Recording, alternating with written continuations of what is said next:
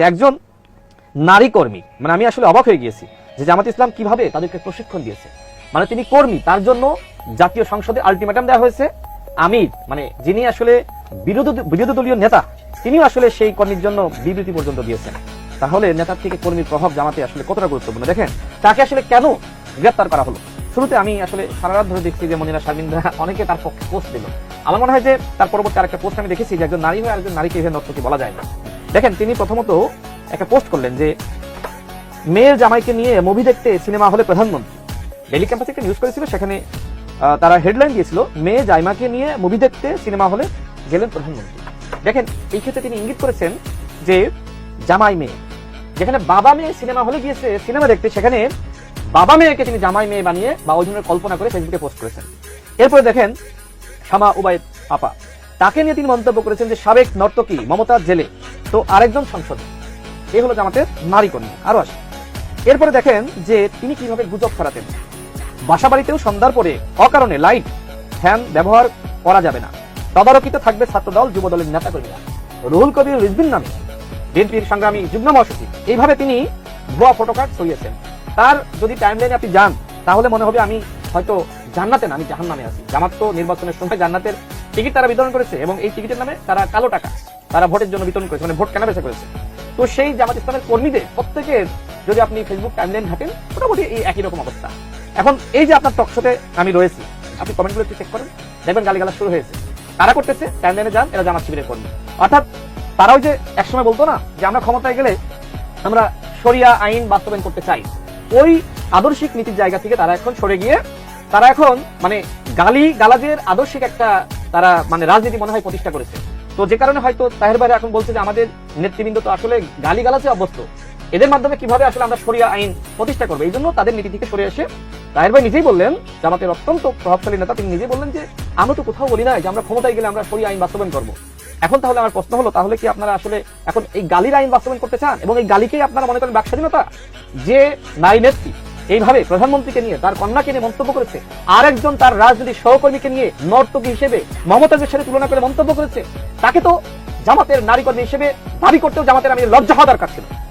তাকে কিভাবে তিনি মনে করলেন যে এই আমার নারী কর্মী? আজকে জাতির কাছে এই জিনিসটা খোলাসা হয়েছে, আমার খুব ভালো লাগছে।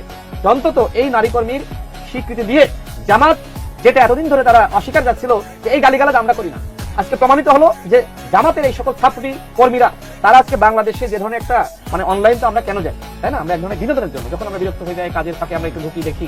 তো আজকে এই জগৎটাকে যেভাবে সাইবার বুলিং এর জায়গা এবং বিষাক্তের একটা জায়গাতে তারা পরিণত করেছে, আমার মনে হয় যে কিছুদিন পর থেকে হয়তো মানুষ আস্তে আস্তে ফেসবুককে অ্যাভয়েড করবে, অনলাইন জায়গাটা অ্যাভয়েড করবে। তো আজকে দেখেন জাতীয় সংসদে আমাদের মাননীয় স্পিকার খুব ভালো একটি কথা বলেছেন যে আপনি যদি ফেসবুকে যান, ফেসবুকে বিরাট একটি জায়গা, ওই ফেসবুকের কথা ধরে যদি আপনি জাতীয় সংসদে আলোচনা শুরু করেন তাহলে এটা তো থামবেন। ফেসবুকে কি আপনাকে মানে কি হয়েছে, কোন বিষয় আসা, এটা তো জাতীয় সংসদে আলোচনার বিষয়বস্তু না। জামায়াতের একজন অসভ্য মহিলা, নাম হচ্ছে সাউদা সুমি, বেশ কিছু কারণে তাকে গ্রেপ্তার করা হয়েছিল, আবার তাকে দেখলাম ছেড়ে দিছে।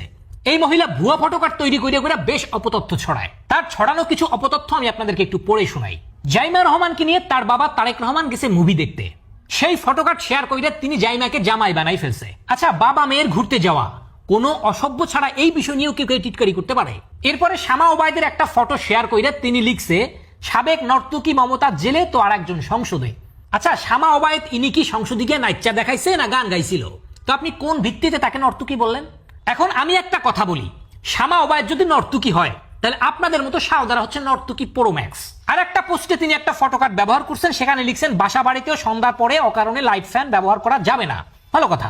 পরে লিখছে তদারকিতে থাকবে ছাত্রদল যুব দলের নেতা কর্মীরা। এই কথা নাকি রুহুল কবির রিজভী সাহেব বলছে। আচ্ছা, রিজভী সাহেব এই কথাটা কোন জায়গায় বলছে সেই ভিডিওটা একটু দেখায়েন তো। এইরকম অপতথ্য না ছড়ালে কি চুলকায়? আরো একটা ফটোকার্ড শেয়ার করছে, হরমুজ প্রেরণ অনুমতি পাওয়া বাংলাদেশের 6 জাহাজের 5টিতেই কোনো পণ্য নাই, পুরো তালিকা পাঠিয়েছে সরকার। এই তথ্যটা আপনি কোথায় পাইছেন? এটার আবার ক্যাপশনে লিখছে খাম্বা ছিল কারেন্ট ছিল না, পাম্প আছে তেল নাই, জাহাজ আছে পণ্য নাই, মাথা আছে ব্রেইন নাই। এখন আমি বলি কি, আপনাদের মতো মহিলার পরনে বোরখা আছে, মাথায় হেজাব আছে, কিন্তু আপনাদের ইজ্জত নাই। বোরখার হিজাব পইরা এর মধ্যে দুনিয়ার শয়তানি নিয়ে ঘুরেন। এখন এই অপতথ্যের বিরুদ্ধে ব্যবস্থা গ্রহণ করতে গেলেই বলে বাক স্বাধীনতা হরণ করছে। এই মহিলা তার একটা বক্তব্যের মধ্যে বলছে তিনি আইনের শাসন চায়, আইনের শাসন চাই, কিন্তু তিনি দুনিয়ার অপতথ্য ছড়ায় বেড়ায়। এটা কি আইন দ্বারা বৈধ? আবার তিনি বলছেন তিনি নাকি ভয়মুক্ত পরিবেশ চায়। ভয়মুক্ত পরিবেশ চাই।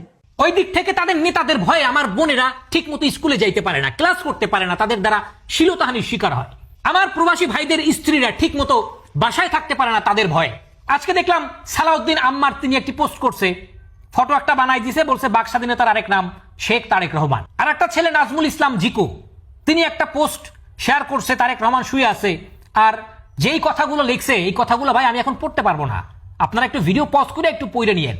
এখন বলেন এই অসভ্যদের এই সকল কর্মকাণ্ডকে কি আপনি বাক স্বাধীনতা বলবেন?